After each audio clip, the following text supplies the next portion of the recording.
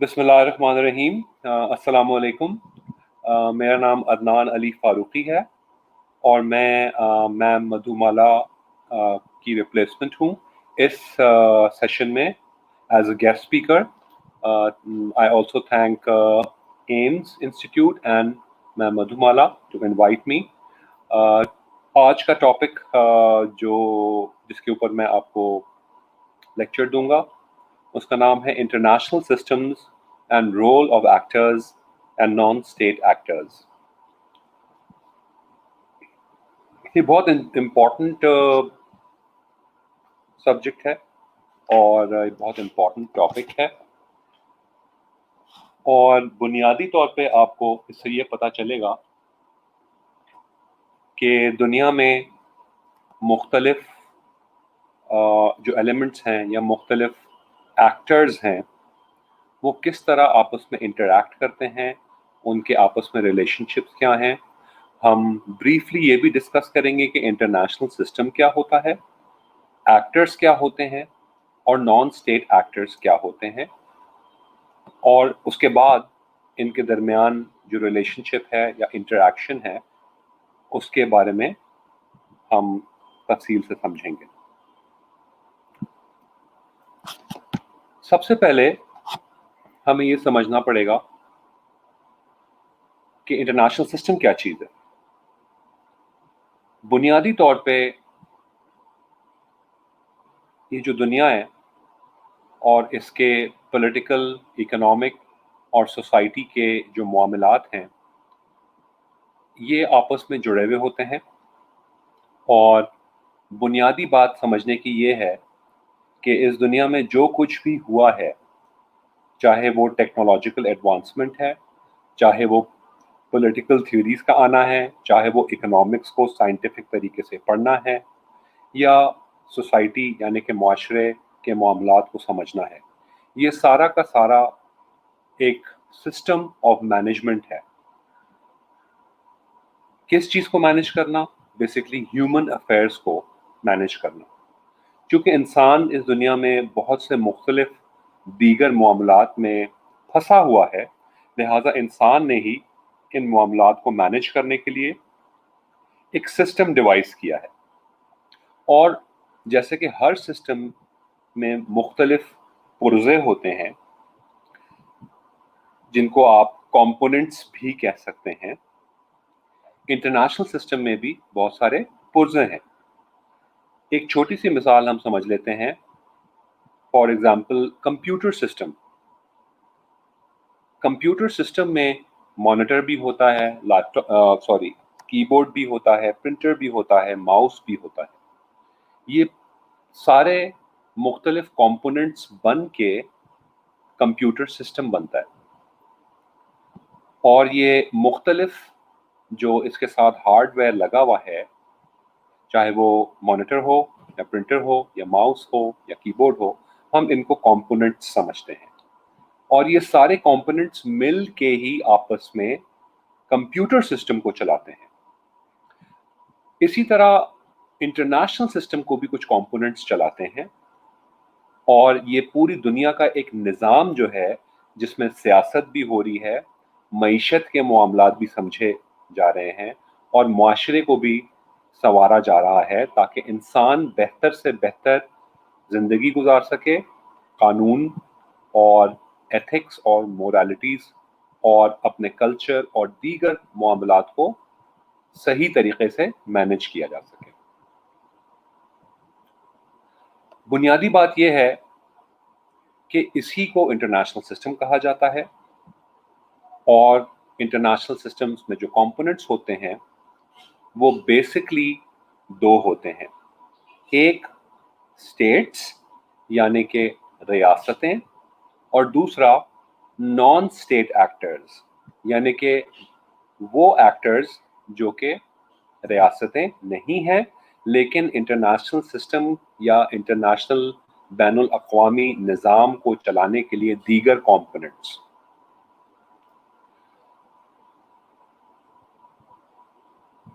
इनके दरमियान बहुत सारे मामलात होते हैं, बहुत सारे इंटरैक्शंस होते हैं, यानी कि रियासत और नॉन स्टेट एक्टर्स के दरमियान।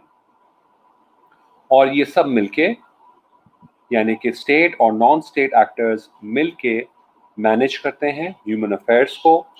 اور یہ ہیومن افیئرس میں مینیج کرنے کا ایک ہی طریقہ ہے اور وہ ہے لا. اور چونکہ ہم ایک بین الاقوامی نظام یعنی کہ انٹرنیشنل سسٹم کی بات کر رہے ہیں تو یہاں انٹرنیشنل لا کے تحت ہی یہ سارے معاملات چلتے ہیں. ایک بات یہاں سمجھنے کی ہے وہ یہ ہے کہ انٹرنیشنل سسٹم یا بین الاقوامی نظام کو چلانے کے لیے خواہش کی قانون کا لیا جائے یا بین الاقوامی قانون انٹرنیشنل لا بھی کہتے ہیں. لیکن یہ ممکن نہیں ہو پاتا اور اس کی وجہ یہ ہے کہ انٹرنیشنل لا سارے کے سارے مختلف جو ممالک ہیں وہاں بائنڈنگ نہیں ہے یعنی کہ ان کے اوپر کوئی زور زبردستی نہیں ہے کہ وہ اس کو فالو کریں گے. زور زبردستی تو نہیں ہے لیکن خواہش یہی کی جاتی ہے کہ ایک نہ ایک دن انٹرنیشنل لا پوری دنیا میں اور پورے انٹرنیشنل سسٹم میں لاگو ہو جائے گا تاکہ ہر ملک ایک خاص قسم کے قانون کے تحت ہی اپنے رویے اور اپنے ریلیشن شپس اور اپنے ٹریڈ کے معاملات اور اپنے جنگوں کے اور اپنے کانفلکٹس کے معاملات انٹرنیشنل لا کے ذریعے حل کرے. اس کی کیوں ضرورت ہے؟ اس کی ضرورت اس لیے ہے کہ بالکل اسی طرح جس معاشرے میں قانون نہیں ہوتا اس معاشرے میں طاقت کے سہارے سب کچھ کیا جاتا ہے اور جس قانون میں طاقت کے سہارے ہر معاملے نمٹائے جاتے ہیں وہاں پہ فساد برپا ہوتا ہے. جو طاقتور ہوتا ہے وہ سب کچھ گھسیٹ کے اپنی طرف لے آتا ہے اور جو کمزور ہوتا ہے وہ مر جاتا ہے یا نقصان اٹھاتا ہے. بالکل اسی طرح انٹرنیشنل سسٹم میں بھی ایک انٹرنیشنل لا یا بین الاقوامی قانون کی ضرورت ہے تاکہ انٹرنیشنل سسٹم میں جو دیگر سٹیٹس ہیں ان کے معاملات پیسفل طریقے سے حل ہوں اور جنگ و جدل کا آپشن کو استعمال نہ کیا جائے. بہرحال چونکہ انٹرنیشنل لا پوری دنیا میں لاگو نہیں ہے یہ ایک حقیقت ہے کہ جنگیں بھی ہوں گی اور انسان جو کہ مختلف ریاستوں کے حصہ ہیں یہ کوشش کرتے ہیں کہ جنگیں نہ ہوں کیونکہ جنگوں سے بہت نقصان ہوتا ہے اور لہذا قانوناً یہ معاملات حل ہوں. سو انٹرنیشنل سسٹم بیسکلی ایک بین الاقوامی نظام ہے جس میں دو ایکٹرز ہیں. ایکٹرز سے کیا مراد ہے؟ ایکٹرز سے مراد یہ ہے امیجن کر لیں آپ کہ ایک ڈرامہ چل رہا ہے اور اس ڈرامے میں ایک ہیرو ہے اور یہ جو ڈرامہ ہے جس میں ایک ہیرو ہے اس کا ایک مین کردار ہے. اس کے ساتھ ساتھ سپورٹنگ ایکٹرز بھی ہوتے ہیں جو کہ اس کہانی یا کھیل یا ڈرامہ کو آگے لے کے چلتے ہیں. دادا ہوتے ہیں, دادی ہوتا ہے, ماں باپ ہوتے ہیں, ہیروئن بھی ہوتی ہے اور ایک ولن بھی ہوتا ہے. یہ سارے ایکٹرز مل کے ہی اس ڈرامے کو سمجھنے میں مدد بھی دیتے ہیں اور اس کا کچھ سینس بنتا ہے. بالکل اسی طرح انٹرنیشنل سسٹم میں بھی یہ کچھ کردار ہیں اور ان کو ہم ایکٹرز بھی کہتے ہیں اور بیسک یونٹس بھی کہتے ہیں. سو اب اگر میں بیسک یونٹس کہوں یا بیسک ایکٹرز کہوں تو آپ فوراً سمجھ جائیے گا کہ میں یا تو ریاستوں کی بات کر رہا ہوں یا کچھ ایسی اور کمپوننٹس کی بات کر رہا ہوں جو کہ ریاست کے ساتھ ان کے انٹریکشنز ہیں.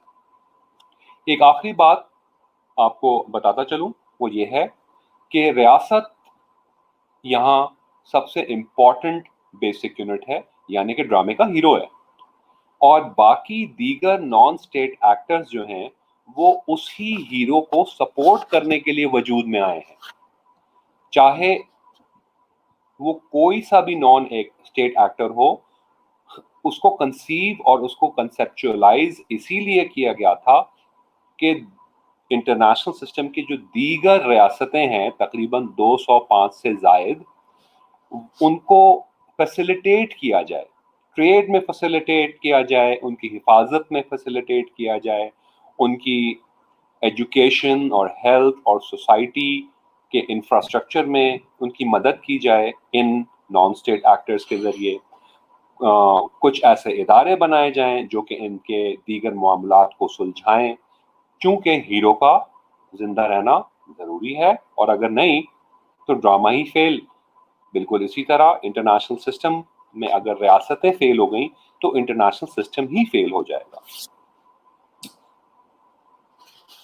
आगे हम चलते हैं स्लाइड नंबर 2 पे और देखते हैं कि और डिस्कशन क्या है। बेसिकली इंटरनेशनल सिस्टम में 5 एक्टर्स हैं और या 5 बेसिक यूनिट्स हैं और उनके कुछ रोल्स एंड ड्यूटीज हैं। तो हम देखते हैं कि ये क्या है। बुनियादी तौर पे जैसे कि मैंने आपको बताया कि दो ही किस्म के एक्टर्स हैं। There are only basically 2 different kind of actors, number 1 states and number 2 non state actors. लेकिन इनकी सब डिविजन्स और सब टाइप्स भी हैं, ये हम जानते हैं। बेसिकली अगर आप स्टेट्स की बात करें एज एन एक्टर और अ बेसिक यूनिट तो ये समझना आसान है। बुनियादी तौर पर जितनी भी कंट्रीज या ममालिक आप इस दुनिया में देखते हैं, ये सारे के सारे स्टेट्स हैं। ये सारे के सारे मोस्ट इम्पॉर्टेंट एक्टर या मोस्ट बेसिक यूनिट भी कहलाते हैं।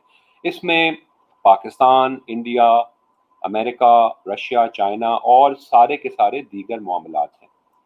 और जैसे जैसे वक्त गुजरता है वैसे वैसे कुछ रियासतें टूट भी जाती हैं और कुछ नई रियासतें भी अमल में आ जाती हैं। फॉर एग्जाम्पल अगर हम देखें तो कोल्ड वॉर के बाद जो है यूगोस्लाविया और चेकोस्लोवाकिया टूट गया और उससे दीगर छोटे छोटे मुल्क निकले। कुर्दिस्तान एक और मुल्क है जो कि 2010 के बाद बना।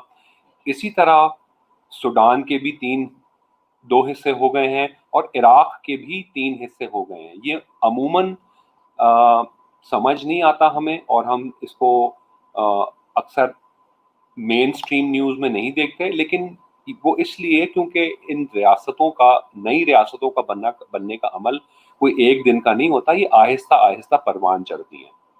इसी तरह आपने ये भी सुना होगा कि जो इंडिया के जो सिख कम्युनिटी है वो भी अपना एक नई रियासत मांगती हैं जिसका नाम है खालिस्तान। सो यूनाइटेड नेशंस ने इसका एक ख़ास इंतज़ाम किया हुआ है कि अगर कोई ख़ास कम्युनिटी या कोई ख़ास एथनिसिटी या कोई ख़ास कौम अपना मुल्क चाहे तो वो यूनाइटेड नेशंस में अप्लाई कर सकते हैं for an application for a new state. Obviously ये एक लंबा प्रोसेस होता है और इसके लिए आपको दीगर मामलात को मद्देनजर रखते हुए यूएन की कुछ रिक्वायरमेंट्स हैं उनको पूरा भी करना पड़ता है।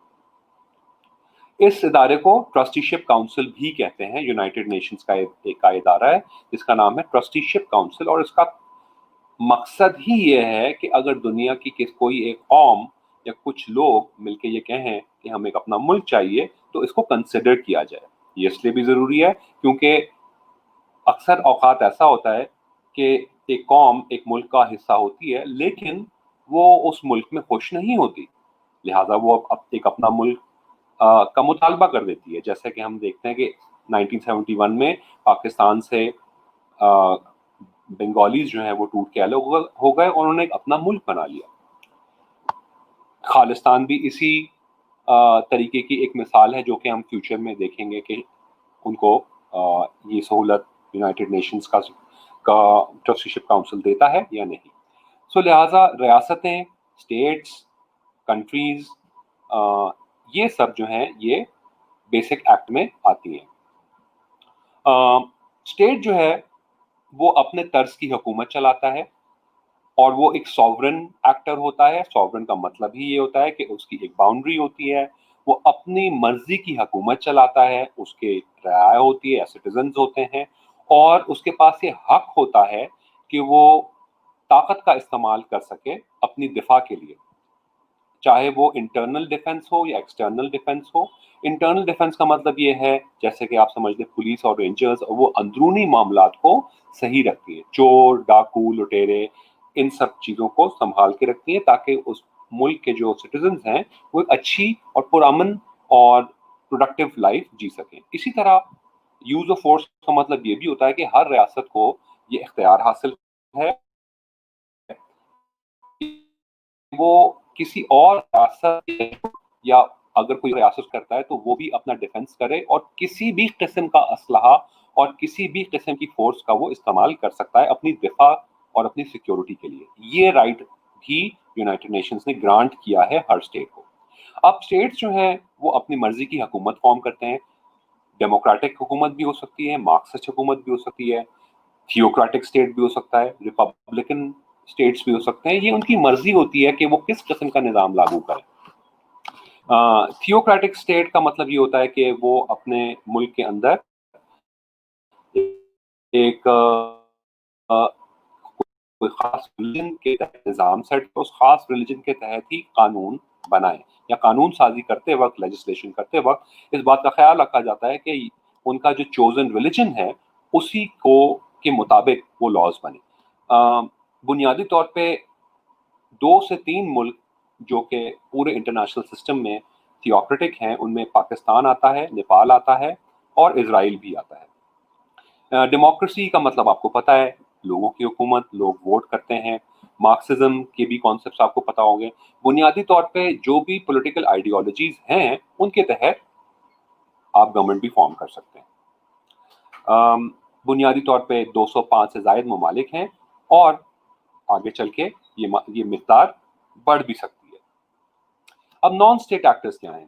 نان اسٹیٹ ایکٹرز بنیادی طور پہ انڈیویجولز بھی ہو سکتے ہیں اور گروپس بھی ہو سکتے ہیں, آرگنائزیشنز بھی ہو سکتی ہیں, انسٹیٹیوشنز بھی ہو سکتے ہیں, اور یہ انفلوئنس کرتے ہیں سوورن اسٹیٹس کو یعنی کہ ریاستوں کو. انفلوئنس کا مطلب یہ ہے کہ ان کو ہیلپ بھی کرتے ہیں اور کبھی کبھار ہیلپ نہیں بھی کرتے. یہی چیز ہم نے سمجھنی ہے جو کہ ہم آگے سمجھیں گے. نان اسٹیٹ ایکٹرز میں بنیادی طور پہ آرگنائزیشنز بھی آتے ہیں, انڈیویجولز بھی آتے ہیں جو کہ کبھی کبھار فنڈڈ بھی ہوتے ہیں, ان کا ایک اپنا فنڈ ہوتا ہے اور وہ دیگر مختلف رولز میں ہوتے ہیں. اس میں ملٹی نیشنل کوآپریشنز بھی آ سکتی ہیں. ملٹی نیشنل کوآپریشنز کی مثال یہ ہے کہ ایسے ادارے جو کہ کوئی خاص اشیاء بناتی ہیں, کیونکہ مختلف اشیاء انسان کے استعمال میں ضروری ہوتی ہیں. پیٹرول ہو گیا, کھانا ہو گیا, کپڑا لتا ہو گیا, بجلی ہو گئی, گھر ہو گئے, مختلف اشیاء خوردنوش ہو گیا, فوڈ آئٹمز ہو گئے.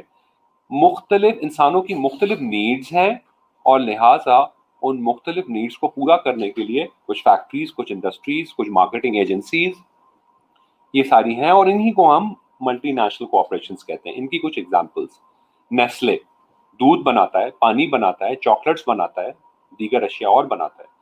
Pharmaceutical industry giants like Bayer بہت کچھ ادویات بناتا ہے. اسی طرح میکڈونلڈز فوڈ بناتا ہے. اسی طرح آپ شیل کا نام آپ نے سنا ہے, پیٹرول بناتا ہے. بہت ساری جو ملٹی نیشنل کوآپریشنز ہیں وہ بجلی بناتی ہیں. بہت ساری ملٹی نیشنل کوآپریشنز مشینز بناتی ہیں, گاڑیاں بناتی ہیں, ریفریجریٹر اور دیگر الیکٹرانک آئٹمز بناتی ہیں. یہ ساری ملٹی نیشنل کوآپریشنز ہیں اور یہ وہی چیزیں بناتی ہیں جو کہ انسان کی ضرورت ہوتی ہے اور انسان کی زندگی آسان بنا رہی ہوتی ہے. اس میں جنگی ساز و سامان بھی ہے کیونکہ جنگ بھی آخرکار انسان کی ایک ضرورت ہے. Even though it should be avoided, بہرحال ایسا نہیں تصور کیا جا سکتا کہ جنگ نہیں ہوگی, اور چونکہ جنگ ہوگی لہٰذا جنگی ساز و سامان بھی ملٹی نیشنل کوآپریشن بناتی ہے. فار ایگزامپل ایک مثال دے دیتا ہوں آپ کو, F-16 جو ایک جنگی طیارہ ہے وہ جنرل ڈائنامکس نام کا ایک ملٹی نیشنل کوآپریشن بناتا ہے. اسی طرح نان اسٹیٹ ایکٹرز میں پرائیویٹ فائنینشیل انسٹیٹیوشنز بھی آتے ہیں, دیگر بینکس, چاہے وہ لوکل بینکس ہو ایم سی بی ٹائپ کے یا انٹرنیشنل بینک ہو, JP Morgan हो, रॉयल बैंक ऑफ स्कॉटलैंड हो, स्टैंडर्ड चार्टर्ड हो, वगैरह वगैरह। इंस्टीट्यूशंस, फाइनेंशियल इंस्टीट्यूशंस को लेके एक और आपने बात समझनी है कि कुछ इदारे ऐसे भी होते हैं जो कि बैंक्स की तरह ही काम करते हैं, लेकिन वो आम आदमी और आम बिजनेसेस को लोन्स या फाइनेंशियल सर्विसेज प्रोवाइड करने के बजाय यही सर्विसेज मुल्कों को प्रोवाइड करते हैं, मुल्कों को लोन्स देते हैं, मुल्कों को जो है वो डेवलपमेंट लोन्स देते हैं। और ऐसे दो इदारे जो हैं वो इंटरनेशनल मॉनेटरी फंड यानी कि IMF और वर्ल्ड बैंक, इसके अलावा बहुत सारे और हैं, एशियन डेवलपमेंट बैंक है, पेरिस क्लब, लंदन क्लब, ये सारे फाइनेंशियल इंस्टीट्यूशंस हैं। और दीगर बेसिकली वो करते यही है कि स्टेट्स को जब कभी भी लोन्स की जरूरत होती है, पैसों की जरूरत होती है, रोड्स बनाने के लिए, ब्रिजेस बनाने के लिए, कोई नया डेवलपमेंट प्रोग्राम शुरू करने के लिए, तालीमी निज़ाम को बेहतर करने के लिए, तो ये बड़े बड़े इंटरनेशनल और फाइनेंशियल इंस्टीट्यूशंस उन रियासतों को लोन्स प्रोवाइड करते हैं। इसी तरह एनजीओज भी होते हैं, आपने अक्सर सुना होगा एनजीओज बुनियादी तौर पे नॉन गवर्नमेंटल ऑर्गेनाइजेशंस होते हैं। एक इंटरेस्टिंग बात यह है कि पूरी दुनिया में 6000 से इंटरनेशनल ऑर्गेनाइजेशंस थे 1970s तक, लेकिन 1970s के बाद ये 60,000 से जायद हो गए। और इनसे पता चलता है कि एनजीओज या नॉन गवर्नमेंटल ऑर्गेनाइजेशंस कितने इम्पोर्टेंट हैं और कितना ज़्यादा ये ह्यूमन सोसाइटीज़ के लिए और रियासतों के लिए मुख्तलिफ काम कर रहे हैं। फॉर एग्जाम्पल US एड का आपने नाम सुना होगा। US एड एक एनजीओ है जो कि अफ्रीका में, पाकिस्तान में और दीगर third world countries, developing countries को लोन्स देता है ताकि वो अपनी जिंदगियों को बेहतर बना सके, एजुकेशन के हवाले से, हेल्थ के हवाले से। इसी तरह एक और इदारा है जिसका नाम है FWO, जो कि एक लोकल इदारा है, फ्रंटियर वर्क्स ऑर्गेनाइजेशन। इसी तरह और बहुत सारे दीगर इदारे हैं, FAO, World Health Organisation, BRAC एक इदारा है, BRAC, वो दुनिया का सबसे बड़ा एनजीओ है और बांग्लादेशी ओरिजिन से इसका ताल्लुक है, पाकिस्तान में भी ये काम कर रहा है। इसके अलावा एक इम्पॉर्टेंट जो नॉन स्टेट एक्टर है वो है, उसको कहते हैं हम non state armed groups. Non state armed groups बड़े खतरनाक लोग होते हैं और बुनियादी तौर पे ड्रामे के विलन होते हैं। लिहाजा इंटरनेशनल सिस्टम में भी ये एक विलन या एक नेगेटिव रोल और किरदार अदा करते हैं, या कम से कम तसव्वुर यही किया जाता है। ये एक अलग डिबेट है और एक कॉम्प्लेक्स डिबेट है कि नॉन स्टेट आर्म ग्रुप्स जो हैं ये सही हैं या गलत हैं, या क्या सारे ही गलत हैं या सारे सही हैं। ये एक अलग और एक कॉम्प्लेक्स डिबेट है, लेकिन हम इतनी इन डेप्थ नहीं जाएंगे। समझने की ज़रूरत ये है कि ये अपने काम और ये अपनी मांग, ये अपनी डिमांड्स, की कुछ पॉलिटिकल डिमांड्स होती हैं, ये आर्म्ड रिबेलियन और रिवोल्ट और जंगों के जरिए करते हैं।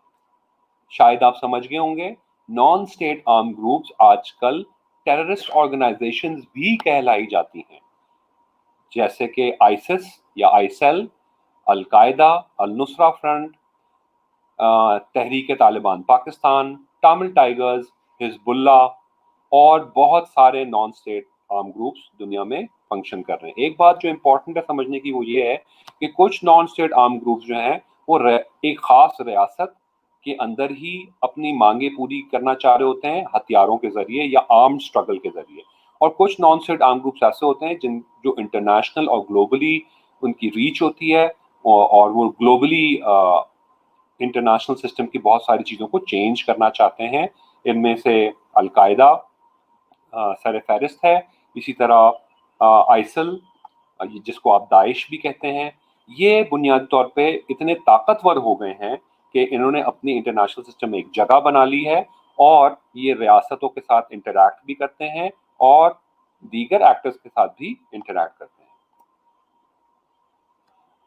मल्टीनेशनल कॉर्पोरेशंस में बुनियादी तौर पे तीन टाइप्स हैं, तीन सब टाइप्स हैं। एक इंडस्ट्रियल कॉर्पोरेशंस होती हैं जो कि जिनमें फैक्ट्रीज आती हैं, बिजनेसेस आते हैं, जैसे कि सोनी हो गया, होंडा, टोयोटा, पेट्रोनास जो कि पेट्रोलियम की कंपनी है, नाइकी, नेस्ले का भी मैंने आपको एग्जांपल दिया, नीडो दूध का दब जो है वो भी नेस्ले बनाती है, और दीगर मसनूआत। फाइनेंशियल कॉर्पोरेशन जैसे कि मैं आपको बता रहा था, इसमें बैंक्स आते हैं, इसमें ओवरसीज चाइनीज डेवलपमेंट बैंक की मिसाल भी दी जा सकती है, वर्ल्ड बैंक की मिसाल भी दी जा सकती है, आईएमएफ की भी दी जाती है। तीसरी जो टाइप है एमएनसीज की, उनको कहते हैं सर्विसेज, और इसमें इंटरनेट सर्विसेज से लेके hotel services, airlines, food chain, KFC, McDonald's वगैरह वगैरह। इन तीनों सब टाइप्स को देख के आपको महसूस होगा कि किस तरह ये सब के सब किसी न किसी इंसान की नीड को पूरी कर रहे हैं, इंसानियत की किसी न किसी कोई ना कोई नीड को पूरी कर रहे हैं, और इसीलिए ये बहुत ज्यादा इंपॉर्टेंट भी है। आगे चलते हैं। आईजीओज आईजीओज जो हैं वो इंटर गवर्नमेंटल ऑर्गेनाइजेशन या इंटरनेशनल ऑर्गेनाइजेशन भी कहलाते हैं। ये कुछ इदारे होते हैं जो कि बनाए जाते हैं, कुछ ऐसे खास गोल्स होते हैं जो कि पूरी दुनिया में लागू करने की ज़रूरत होती है। मिसाल के तौर पे पॉवर्टी पूरी दुनिया की एक प्रॉब्लम है, environmental problems, environmental degradation, pollution, trade, अमन को कायम रखना, इस किस्म की बहुत सारी कुछ ऐसी चीज़ें हैं जो कि दुनिया में हर मुल्क चाहता है कि हों, और हर मुल्क लिहाजा कोऑपरेट करता है और एक ग्रुप बना लेता है जिसको हम इंटरनेशनल ऑर्गेनाइजेशन भी कहते हैं। इसकी सबसे बड़ी मिसाल यूनाइटेड नेशंस है, और यूनाइटेड नेशंस में आपने देखा है कि दुनिया का हर मुल्क सिग्नेटरी है, मेंबर है, चूंकि हर मुल्क के कुछ मामलात होते हैं, कुछ प्रॉब्लम्स होते हैं, कुछ इश्यूज होते हैं, और यूनाइटेड नेशंस या दीगर इंटरनेशनल ऑर्गेनाइजेशन जो हैं वो एक प्लेटफॉर्म प्रोवाइड करती हैं कि इन मामलात और दीगर मसलों को हल किया जाए। इसीलिए इंटरनेशनल ऑर्गेनाइजेशन भी बहुत ज़रूरी होती हैं। कुछ इंटरनेशनल ऑर्गेनाइजेशन ऐसी भी होती हैं अगेन जो कि कुछ खास मुल्क मिलके बना लेते हैं, जैसे कि सार्क, इसमें पाकिस्तान, इंडिया, बांग्लादेश, नेपाल, भूटान और दीगर इस साउथ ईस्ट एशिया के मुल्क शामिल हैं। इसमें ट्रेड रिलेशनशिप डेवलप करना सबसे मेन काम है। इसी तरह हम देखते हैं कि शंघाई कोऑपरेशन ऑर्गेनाइजेशन, जिसको हम एससीओ भी कहते हैं, नाम यहाँ लिखा हुआ है स्लाइड में, आप देख रहे होंगे तीसरे नंबर पर, ये भी बहुत ज़रूरी चीज़ है। एससीओ जो है वो उसमें भी बहुत सारे तकरीबन 30 से ज़्यादा ममालिक अब शामिल हो गए हैं। इसमें पाकिस्तान भी है, रशिया भी है, चाइना भी है, और दीगर सीआईएस कंट्रीज भी हैं। ये एससीओ बेसिकली सिक्योरिटी और टेररिज्म के खिलाफ एक इंटरनेशनल ऑर्गेनाइजेशन बना था। इसी तरह आसियान भी है, नेटो है। नेटो भी एससीओ की लाइंस पे एक और पुराना इदारा है जो कि अमेरिका और दीगर यूरोपियन मुल्कों ने मिलकर बनाया था, नॉर्थ अटलांटिक ट्रीटी ऑर्गेनाइजेशन जिसका नाम है। बुनियादी तौर पे ये दुनिया में जितने भी थ्रेट्स हैं, मिलिट्री थ्रेट्स हैं, सिक्योरिटी थ्रेट्स हैं, जो कि अमेरिका या यूरोप फील करता है, उनके खिलाफ एक मुत्तहदा ऑर्गेनाइजेशन है, और ये जाके अगर कोई थ्रेट होती है तो वहां जाके जंगें भी लड़ते हैं। मिसाल के तौर पे नेटो जो है वो इराक में और अफगानिस्तान में दोनों जगह लड़ रहा है। वॉर्सो पैक्ट एक और ऑर्गेनाइजेशन था जो कि अब खत्म हो गया। बिल्कुल इसी तरह जिस तरह स्टेट्स होती थी और कुछ स्टेट्स होती थी और खत्म हो गई हैं, चेकोस्लोवाकिया, यूगोस्लाविया, दो मुल्क हैं जो कि अब नहीं है। इसी तरह यूएसएसआर टूट के खत्म हो गया और दीगर मुल्क निकल आए। वॉर्सो पैक्ट भी इसी तरह ऑर्गेनाइजेशंस भी होती हैं, जब नई ऑर्गेनाइजेशंस निकल रही होती हैं तो इसी तरह जो पुरानी होती हैं वो खत्म भी हो सकती हैं, और वॉर्सो पैक्ट इसकी एक मिसाल है। ये भी एक सिक्योरिटी ऑर्गेनाइजेशन थी कोल्ड वॉर के ज़माने में, और इसमें USSR, east Germany, Poland, Hungary और दीगर कम्युनिस्ट मुल्क शामिल थे, लेकिन चूंकि कम्युनिज्म ही खत्म हो गया लिहाजा वॉर्सो पैक्ट भी खत्म हो गया। नॉन गवर्नमेंट ऑर्गेनाइजेशंस, एनजीओज के बारे में मैंने जैसे आपको बताया, कुछ ऐसे इदारे जिनके पास बजट भी होता है, बहुत सारे पैसे होते हैं اور یہ ملکوں کو مدد کرنے کے لیے بنے تھے. کیسی مدد؟ چاہے وہ کمیونٹی بیسڈ مدد ہو, انٹرنیشنل ٹریڈ کی مدد ہو, دو ملکوں کے درمیان کوآپریشن بلڈ کرنے کی کوئی مدد ہو, یہ ساری جو ہے وہ این جی او کے رول کی اور اس کے نیچر کا حصہ ہے. این جی او بنیادی طور پہ نان گورنمنٹ آرگنائزیشنز ہیں, اور یہ نان پروفٹ آرگنائزیشنز تصور کی جاتی ہیں, لیکن ان کے پاس بہت سارے بجٹس ہوتے ہیں. یہ بجٹس کہاں سے آتے ہیں؟ بنیادی طور پہ جو کنٹریز فارم کرتی ہیں وہی اس کے لیے بجٹس بھی دیتی ہیں, سب مل کے. اور پھر یہ دیگر, ایک آپ سمجھ لیں کہ یہ ایک طرح کی بی سی ہوتی ہے, جیسے ایک عام انسان بی سی ڈالتا ہے, اور وہ سب ایک پول ہوتا ہے جس میں سارے پیسے جمع ہوتے ہیں, اور جس کو جو ضرورت ہوتی ہے وہ اسے پورا کرتا ہے.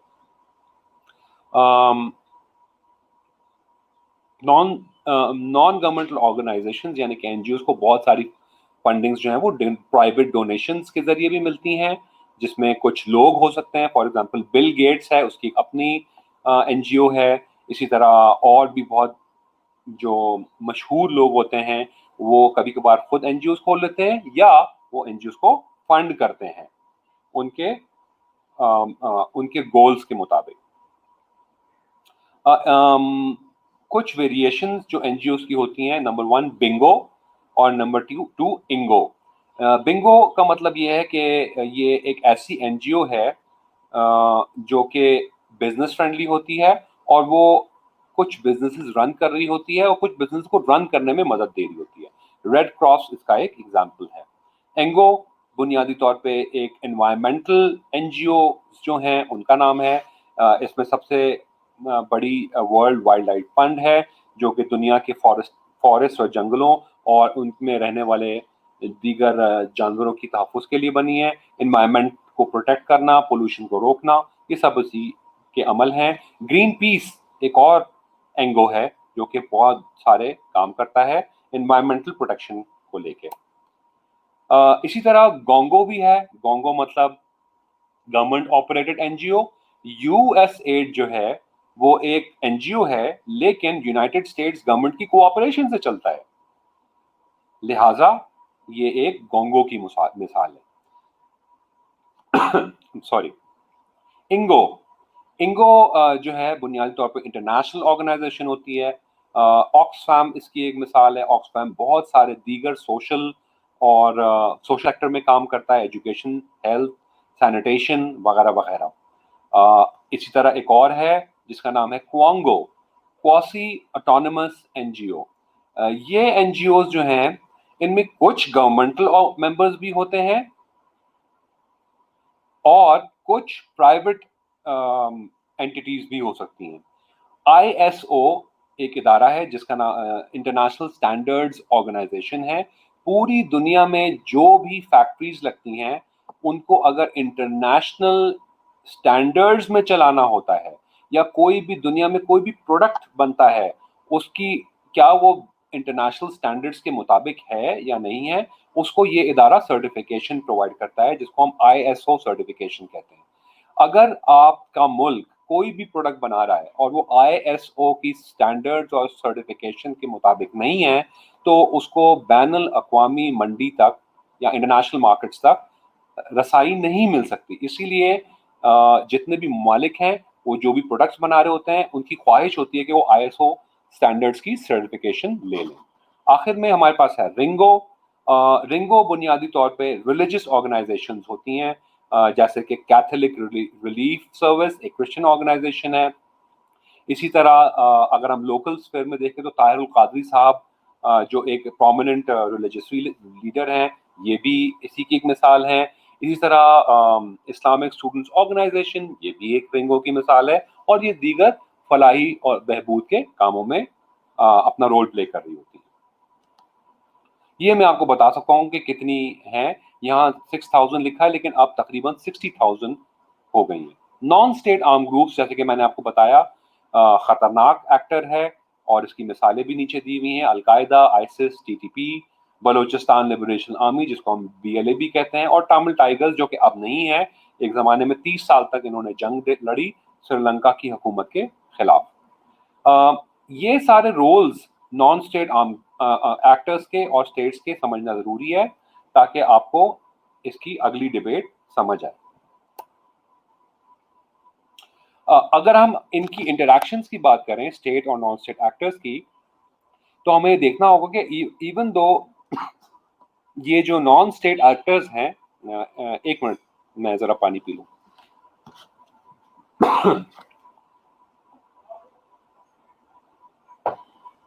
جی سوری, I'm back. میں کہہ رہا تھا کہ یہ جو نان اسٹیٹ ایکٹرز ہیں بنیادی طور پہ بنے یہ اسی لیے تھے کہ یہ کوئی نہ کوئی کمی یا کوئی نہ کوئی کمزوری جو اسٹیٹ کی ہے, چاہے وہ لا اینڈ آرڈر سچویشن, چاہے وہ معاشرے میں ہیلتھ, ایجوکیشن اور صفائی کے حوالے سے, فیکٹریز لگانے, اکنامک یا ٹریڈ کے حوالے سے, کوئی نہ کوئی ان کا رول تھا تاکہ نان اسٹیٹ ایکٹرز کا, تاکہ اسٹیٹ اچھے سے اچھا فنکشن کر سکے. لیکن ہم یہ دیکھتے ہیں کہ یہ جو رول تھا یہ اب ایسا رہا نہیں ہے, کیونکہ نان اسٹیٹ ایکٹرز بہت زیادہ انڈیپینڈنٹ ہو گئے, اسٹرانگ ہو گئے, اور بہت حد تک وہ اسٹیٹ کو کے اندر مداخلت بھی کرنے لگ گئے ہیں. For example, multi national corporations اور این جی اوز کے پاس بہت سارا پیسہ ہوتا ہے, اور کبھی کبھار اتنا سارا پیسہ ہوتا ہے کہ وہ کچھ ملکوں کے اینیول بجٹ سے بھی زیادہ ہوتا ہے. اب آپ امیجن کر سکتے ہیں کہ اگر ایک این جی او یا ملٹی نیشنل کارپوریشن ایک ملک کے اندر مداخلت کرنا چاہے, چاہے وہ الیکشنز کو ریگ کرنا ہو یا اس کے اندر کوئی قانون کی تبدیلی ہو, تو وہ پیسے اور طاقت کے ذریعے یہ کر سکتا ہے. یہ کرنے سے ظاہر سی بات ہے آپ ریاست کی سوورنٹی کے اندر مداخلت کر رہے ہیں, جو کہ قابل قبول نہیں ہے, لیکن ریاست بہت سے کچھ نہیں کر سکتے.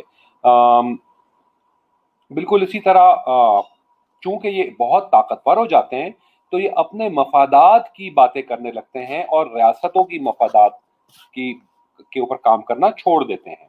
بہت سارے نان اسٹیٹ ایکٹرز ایسے بھی ہیں جو کہ پالیٹکس میں حصہ لینے لگ گئے ہیں. ایسا نہیں ہونا چاہیے تھا, ان کو اے پولیٹیکل ہونا چاہیے تھا, یعنی کہ غیر سیاسی, لیکن وہ شدید سیاسی بن چکے ہیں.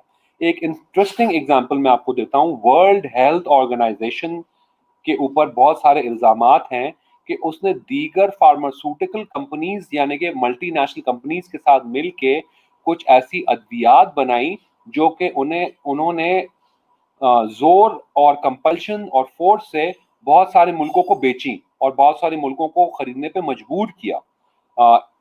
Even though World Health Organisation ایک بہت ہی معتبر ادارہ ہے, لیکن اندر کی کہانیاں بہت ڈفرینٹ بھی ہوتی ہیں.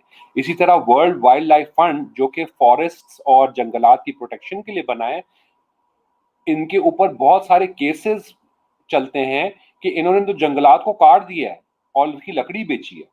اسی طرح اور بھی بہت سارے ایگزامپلز ہیں جو کہ ہم دیکھتے ہیں کہ ان کا رول کچھ اور تھا, لیکن وہ آخرکار کر کچھ اور رہے ہیں, اپنے آپ کو سیاست میں انکلوڈ کر لیتے ہیں اور ریاست کو پروان چڑھانے کے بجائے ان کو کمزور کرتے ہیں اور اپنے مفادات کے اوپر چلتے ہیں, یہاں تک کہ ریاستوں کے مفادات کو وہ جپرڈائز کر دیتے ہیں, کینسل آؤٹ بھی کر دیتے ہیں.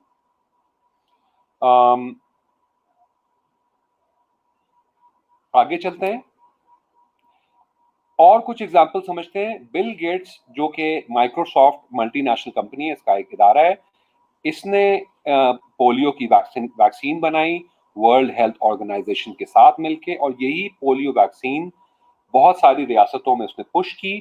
کیوں؟ کیونکہ اس کے مفادات تھے کچھ, وہ ہڈن ایجنڈاز ہوتے ہیں, وہ کچھ ہڈن انٹرسٹ ہوتے ہیں, لیکن بہرحال بہت بڑی کنٹروورشل معاملہ بن جاتا ہے. ابھی بھی اگر آپ گوگل کریں اور انڈیپینڈنٹ رپورٹس پڑھیں تو بل گیٹس جو کہ مائکروسافٹ کا اونر ہے, وہ کووڈ-19 کے لیے بھی ایک ویکسین بنانے میں بہت زیادہ کام کر رہا ہے. اس کے پیچھے کیا ایجنڈاز ہو سکتے ہیں, کیا انٹرسٹ ہو سکتے ہیں, obviously کوئی اپنے مفادات بتاتا تو نہیں ہے, لیکن یہ امیجن کرنا کہ ایک ملٹی نیشنل کارپوریشن ایک خاص ویکسین بنا رہی ہے, تو ایک انٹیلیجنٹ انسان یہ ضرور سوال کرے گا, آخر کیوں, اپنے کام سے کام کیوں نہیں رکھ رہے, تم ویکسینز کیوں بنا رہے ہو. اور یہ اتنا آسان اور سمپل جواب نہیں ہے انسانیت کی خدمت کرنا. جی نہیں, بدقسمتی سے اتنے پرامن نہ یہ ملٹی نیشنل آرگنائزیشنز اور دیگر نان اسٹیٹ ایکٹرز ہیں, اور نہ ہی یہ اتنے نیک نیت ہیں.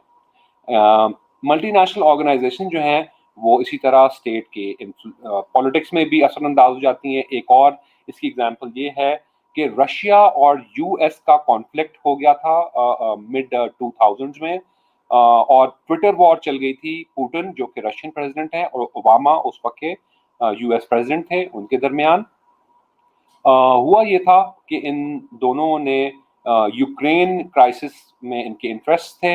یوکرین ایک ملک ہے اور دونوں رشیا یوکرین کو اٹیک کر رہا تھا اور امریکہ اس کو یہ بات پسند نہیں تھی. بہرحال ہوا یہ کہ یونائٹڈ اسٹیٹس کے ملٹی نیشنل کارپوریشن نے اوباما کے پاس جا کے گفتگو کی کہ ہمارے millions and billions of dollars invested ہیں رشیا میں, لہٰذا اگر تم رشیا سے جنگ کرو گے تو یونائٹڈ اسٹیٹس کی اکانومی بہت بری طرح تباہ ہو جائے گی, اسی لیے آپ برائے مہربانی ہوش کے ناخن لیں. یہاں ہم یہ دیکھتے ہیں کہ ملٹی نیشنل کارپوریشن جو ہیں وہ یونائٹڈ اسٹیٹس پریزیڈنٹ اور اس کی سیاست اور انٹرنیشنل پالیٹکس میں بھی آڑے آ سکتے ہیں. اگلے دن ہی ہم دیکھتے ہیں کہ اوباما اور پوٹن کا معاملہ بالکل ٹھنڈا پڑ جاتا ہے اور اوباما انوائٹ کرتے ہیں پوٹن کو کہ آپ آئیے اور ہم سے مل کے بات کیجیے. اسی طرح ہم یہ بھی دیکھتے ہیں کہ نیسلے جو کہ ایک بہت مشہور ملٹی نیشنل کارپوریشن ہے, اس نے دنیا کی بہت سارے فریش واٹر لیکس خرید لیے ہیں. اس میں پرابلم یہ ہے کہ کچھ چیزیں ایسی ہیں, مثال کے طور پہ ہوا, مٹی, پانی, یہ کسی کی ملکیت نہیں ہوتی, لیکن یہ اتنے طاقتور ہوتے ہیں کہ یہ پانی کی پوری نہریں اور لیکس خرید لیتے ہیں اور ان سے نفع کماتے ہیں. ایک عجیب سی بات یہ بھی ہے کہ نیسلے کی ایک پانی کی بوتل جو عام ہم خریدتے ہیں, اس کی قیمت جو ہے شاید 5 یا 6 روپے ہوتی ہے اس کو بنانے کی, اس کا جو اس کی کاسٹ, لیکن یہ بکتی کتنے کی ہے آپ کو بھی پتا ہے. لہٰذا ہم یہ دیکھتے ہیں کہ یہ بہت بڑا پروفٹ کماتے ہیں اور اپنے پروفٹ کو میکسیمائز کرنے کے لیے ملکوں کی اور انسانوں کے جو مفادات ہیں وہ پیچھے چھوڑ دیتے ہیں. ایک اور ایگزامپل ہے مونسانٹو کی. مونسانٹو ایک بیج بنانے والی کمپنی ہے, ایک بیج بنانے والی ملٹی نیشنل کارپوریشن ہے, اور یہ خاص قسم کا بیج بناتی ہے جس کو ہم کہتے ہیں G M O seeds. G M O سے بنتا ہے جینیٹکلی ماڈیفائڈ آرگینزم.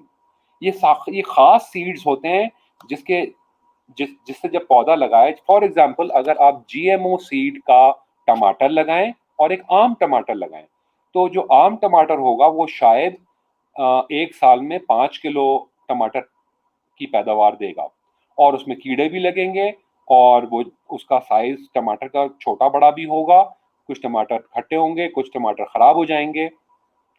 لیکن اگر آپ جی ایم او سیڈ سے اگر کوئی ٹماٹر لگاتے ہیں تو وہ 1 سال میں 5 کے بجائے 15 کلو پیداوار دے گا, اور ساتھ ہی ساتھ کیڑے بھی کم لگیں گے, بیماری بھی کم لگے گی, بہت ریزیلینٹ پودا ہوگا کیونکہ اس کو جینیٹکلی ماڈیفائی کر دیا ہے. سننے میں تو یہ بہت اچھی بات ہے, پیداوار بھی 3 گنا زیادہ, مطلب پیسٹیسائڈز کا بھی خرچہ بچے گا, انسیکٹیسائڈز کا بھی خرچہ بچے گا, لیکن اس کے ساتھ کچھ اور دیگر معاملات بھی جڑے ہوئے ہیں. کسی کو آج تک یہ نہیں پتا اور نہ ہی یہ کسی نے ٹیسٹ کیے ہیں کہ اس قسم کے کھانے سے ہوتا کیا ہے اور انسان کے لیے کتنے مضر صحت ہیں. اس کی اور ایگزامپلس ہیں برائلر مرغی کی فارمنگ, اور اس کی اور ایگزامپلس ہیں پیکجڈ ملک. ان سب کے بارے میں آپ نے کنٹروورسی سنی ہوں گی, لیکن کوئی ان کو کان نہیں دھر رہا کیونکہ یہ نان اسٹیٹ ایکٹرز اتنے طاقتور ہو گئے ہیں کہ یہ ریاستوں کی بات سننے سے قاصر ہو گئے. اچھا جی, آئی ایم ایف اور World Bank. I M F اور ورلڈ بینک کا نام کس نے نہیں سنا ہے؟ یہ 2 ایسے ادارے ہیں جو کہ پاکستان میں بھی لینڈنگ کرتے ہیں, ملینز آف ڈالرز کی, بلینز آف ڈالرز کی. چونکہ ایک ملک جس کی معاشی حالت بہت کمزور ہو جاتی ہے, کرپشن کی وجہ سے اکنامکس نہیں چلتی, انڈسٹریز بیٹھ جاتی ہیں, انفراسٹرکچر نہیں ہوتا, بجلی نہیں ہوتی, پانی نہیں ہوتی جس سے وہ انڈسٹریز چلا سکیں. ان بہت ساری مختلف فیکٹرز کی وجہ سے اکنامک کنڈیشنز آف اسٹیٹس جو ہیں وہ ڈیٹیریریٹ کر جاتی ہیں, کمزور پڑ جاتی ہیں. اور یہاں یہ جو ریاستیں ہیں جیسے کہ پاکستان, یہ آئی ایم ایف کے پاس یا ورلڈ بینک کے پاس جاتے ہیں اور ان سے کہتے ہیں بھائی ہمیں اتنا بلین ڈالر کا لون دے دیں تاکہ ہم اپنے معاملات کو, خاص طور پر اکنامک معاملات کو چلائیں اور اپنے آپ کو ایک सॉवरेन और इंडिपेंडेंट और सेल्फ सफिशिएंट स्टेट बना लें, यानी कि खुद मुख्तार और सेल्फ रिलायंट स्टेट बना लें। सुनने को ये भी बहुत अच्छा लगता है, बहुत मोतबर और बहुत नेक एजेंडा है, लेकिन इसमें होता क्या है? होता ये है कि आईएमएफ और वर्ल्ड बैंक जब किसी मुल्क को पैसे देता है तो उसके ऊपर सर्वे करता है और ये देखता है कि इसकी गवर्नमेंट कितनी अच्छी है या कितनी करप्ट है, इसके पास इंफ्रास्ट्रक्चर, फैक्ट्रीज और इंडस्ट्रीज का कितना अच्छा है या कितना बुरा है, बिजली का निज़ाम कितना अच्छा है कितना बुरा है, स्किल्ड वर्कर्स, प्रोफेशनल्स कितने अच्छे हैं या कितने बुरे हैं या हैं ही नहीं, एजुकेशन सिस्टम कितना है। ये सारे फैक्टर्स को देख के, जज करके ही ये इरादा करते हैं कि या कि इस मुल्क को लोन देना चाहिए या नहीं देना चाहिए, क्योंकि वो लोन वापस भी तो लेना होता है, और वो लोन जो कि दिया होता है, वो पैसे जो कि दिए होते हैं, बिलियंस ऑफ डॉलर्स होते हैं। लिहाजा आईएमएफ और वर्ल्ड बैंक जो है वो ये सारी चीजें देखता है कि एक मुल्क वापस भी कर सकेगा लोन या नहीं कर सकेगा। ज्यादातर मुल्क करप्ट, जो छोटे मुल्क होते हैं उसमें करप्शन के और ये सारे दीगर इश्यूज होते हैं, बावजूद इसके आईएमएफ और वर्ल्ड बैंक दोनों इनको लोन्स दे देते हैं।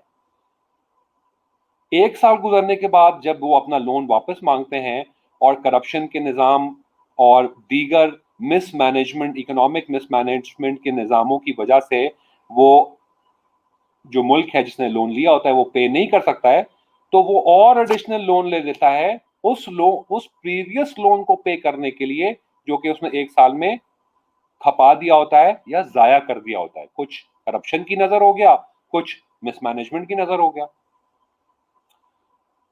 इस तरह करते करते आपने एक चीज सुनी होगी, क्रेडिट डेट साइकिल। और इसमें होता यह है कि एक मुल्क के ऊपर इतना कर्जा चढ़ जाता है कि वो सर्कुलर डेट को पे करने के लिए, यानी कि वो अपने लोन और उसमें लगने वाला सूद, इंटरेस्ट को पे करने के इतने बुरे चक्कर में फंस जाता है, जिसको हम समझ कहते हैं सर्कुलर डेट। इतने बुरे चक्कर में फंस जाता है कि उसके पास और कोई रास्ता नहीं रहता बजाय इसके कि वो आईएमएफ और वर्ल्ड बैंक जैसे इदारों की कुछ ऐसी बातें मानने पे मजबूर हो जाए जो कि उसकी सॉवरेनिटी को अटैक करती है। फॉर एग्जाम्पल, खुदा ना खास्ता अगर पाकिस्तान आईएमएफ और वर्ल्ड बैंक के लोन्स को नहीं पे कर सकता, तो ये कह सकते हैं कि अच्छा आप ऐसा करें कि अपने आइन में तरमीम कर दें। और आइन में तरमीम किसी भी तरीके की हो सकती है। आप इस्लामिक मुल्क नहीं रहेंगे, आप आप जो है वो कैपिटल पनिशमेंट को ख़त्म कर दें, आप ब्लास्फेमी लॉ को ख़त्म कर दें। इसी तरह ये भी कह सकते हैं कि भाई आप कश्मीर को छोड़ दें, आप तो कर्ज में डूबे हुए हैं, आप कश्मीर को छोड़ दें, आप नहीं दे सकते, लिहाजा आप छोड़ दें। अगर आप लोगों को ये बात अजीब लग रही है तो मैं आपको ये बात बताता चलूं, चूंकि टाइम कम है, लेकिन बहरहाल इसराइल इसी तरह मुल्क बना था। इसराइल का मुल्क इसी तरह बना था कि जब जंगें हो रही थीं तो वर्ल्ड वॉर टू के दरमियान जिन बैंकर्स ने दीगर मुल्कों को लोन दिया था और वो लोन नहीं पे कर पाए, जिसमें ताज बरतानिया भी था और खिलाफत उस्मानिया भी थी, तो उन्होंने, इन बैंक्स ने ये डिमांड किया कि आप ये खिता दे दें हमें जिसका नाम इसराइल है। और इस तरह, मैं ज़्यादा डिटेल में नहीं जा रहा, आई होप आप खुद इसको एक्सप्लोर करेंगे, पढ़ेंगे। इस तरह इसराइल क़याम में आया। तो कोई खिता कट भी सकता है, बन भी सकता है, उसके आइन में तरमीम भी हो सकती है, और ये सारी की सारी रियासतों को कमज़ोर कर रही हैं, ना कि मजबूत कर रही हैं। All these things are done on the great expense of the sovereignty of the state and the great and tremendous economic and political loss of the state. ये सारी चीजें इलीगल हैं, लेकिन फिर भी ये सारी चीजें होती हैं। इसी के साथ ये चीजें जो बता रहे हैं, इसमें एक इम्पॉर्टेंट चीज आखिरी स्लाइड में ये है कि एक और किस्म की तंजीमें होती हैं जिनको कहते हैं हम सुप्रा नेशनल ऑर्गेनाइजेशन। सुप्रा नेशनल ऑर्गेनाइजेशन ने भी रियासतों को कमजोर किया है। सुप्रा नेशनल ऑर्गेनाइजेशन बुनियादी तौर पे कुछ खास मुल्क होते हैं जो कि मिल के ये इरादा करते हैं कि भाई हम एक ऑर्गेनाइजेशन बन जाते हैं अपने मफादात को मद्देनजर रखते हुए, और हम साथ मिलके काम करते हैं। इसकी सबसे बड़ी मिसाल यूरोपियन यूनियन यानी कि ईयू है। आपने देखा कि इसमें जर्मनी भी है, उसमें ग्रीस भी है, उसमें ब्रिटेन भी था लेकिन अब ब्रिटेन चला गया है, फ्रांस है और दीगर यूरोपियन ममालिक भी हैं. But we see that Britain decided to exit the EU, which we know as a phenomena called the Brexit, because Britain realized that this supranational organization is not in favor of the British state. लिहाजा ये बनती भी हैं और टूटती भी हैं. European union इसलिए बनी थी क्योंकि वो अपने इकोनॉमिक्स को चलाना चाह रहे थे. इन्होंने सारी मुल्कों ने अपनी करेंसी खत्म करके एक यूरो बना लिया, एक कॉमन करेंसी बना ली. सब ने अपने वीजा रिलैक्स कर दिए. उसका मतलब ये है कि बाउंड्रीज रिलैक्स कर दी और एक शेंजन वीजा बना लिया. और अब यूरोप में यूरोपियन यूनियन का कोई भी बाशिंदा किसी और मुल्क में जा सकता है और वहां वो कोई भी इकोनॉमिक एक्टिविटी कर सकता है. ये भी अच्छी बात है, इसमें बुराई कोई नहीं है, लेकिन बुनियादी तौर पे जो रियासत का जो तसव्वुर था वो टूट रहा है, वो वीक हो रहा है. इसकी एक और मिसाल यूनाइटेड अरब एमिरेट्स भी है, जिसको आप नॉर्मली यूएई भी कहते हैं. इसमें भी दुबई है, शारजा है, अजमान है, रास अल खैमा है. ये भी इसी तरीके की ऑपरेशन है, ऑर्गेनाइजेशन है. आई होप आपको ये लेक्चर समझ आया होगा. अगर और इसी के साथ मैं इख्तिताम करता हूँ. कोई सवालात हों तो आप पूछ सकते हैं और इंशाल्लाह उसका मैं जवाब दे दूंगा. Have a good day. अस्सलाम वालेकुम.